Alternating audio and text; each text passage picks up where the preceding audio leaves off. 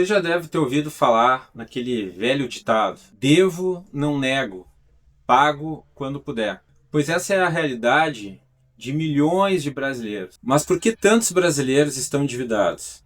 Muita gente acha que isso acontece por uma questão de educação financeira. Mas o problema é muito mais profundo do que isso. Claro que a organização financeira importa, ter disciplina importa, saber gastar menos do que ganha importa. Só que isso sozinho não explica por que mais de 80 milhões de brasileiros estão endividados. Isso não é uma mera questão individual, é um problema estrutural, econômico e político. O primeiro fator é o custo do crédito, ou seja, os juros. O Brasil possui uma das maiores taxas de juros reais do mundo, ficando atrás apenas da Turquia. E juros altos tornam tudo mais caro. Os juros, ele é o preço do dinheiro. Quando o juro sobe, comprar parcelado fica mais caro. Renegociar a dívida fica mais caro.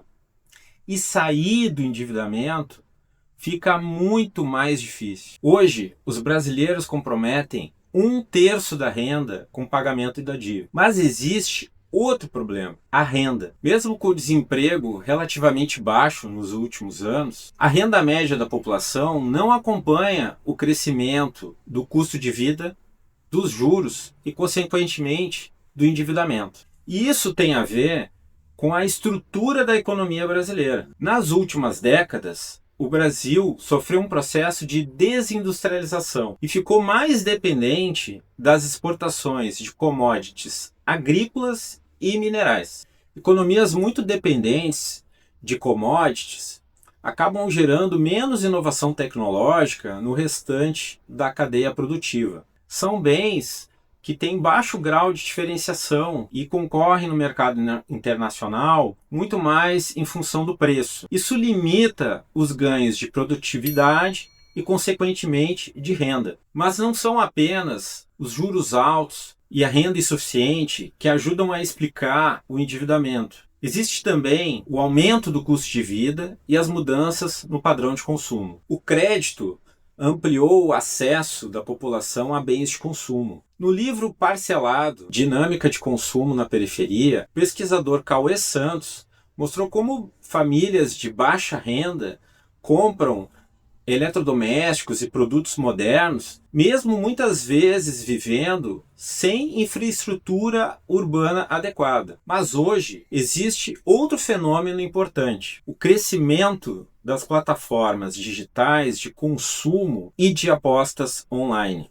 Pesquisas recentes mostram que milhões de brasileiros passaram a comprometer parte da renda com apostas esportivas. Em muitos casos, pessoas deixam de gastar com supermercado, farmácia, despesas básicas para continuar apostando. E algumas pessoas chegam a utilizar o cartão de crédito para financiar essas apostas. Esse comportamento compulsivo ligado ao vício em jogos possui um nome: ludopatia. Por causa disso, o governo brasileiro passou a restringir o uso de cartão de crédito em plataformas de apostas. E esse ano, o governo lançou uma nova versão do programa Desenrola para renegociação de dívidas. E alguém pode dizer: mas isso é apenas uma medida econômica. E estará parcialmente certo. Porque renegociar dívidas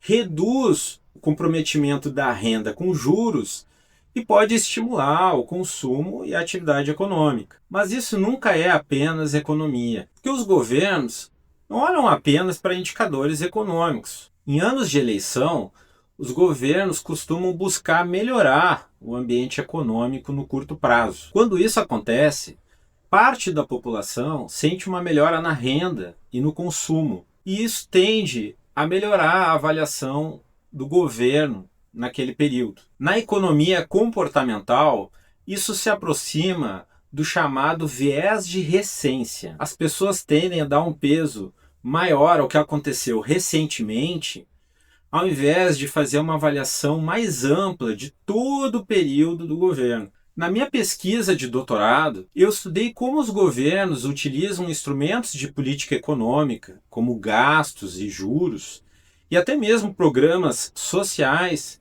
para influenciar o ambiente eleitoral. Esses são os chamados modelos de ciclos políticos. Mas isso não acontece apenas aqui no Brasil. É algo estudado pela ciência política e pela economia no mundo inteiro. No fim, o endividamento da população não é um problema individual.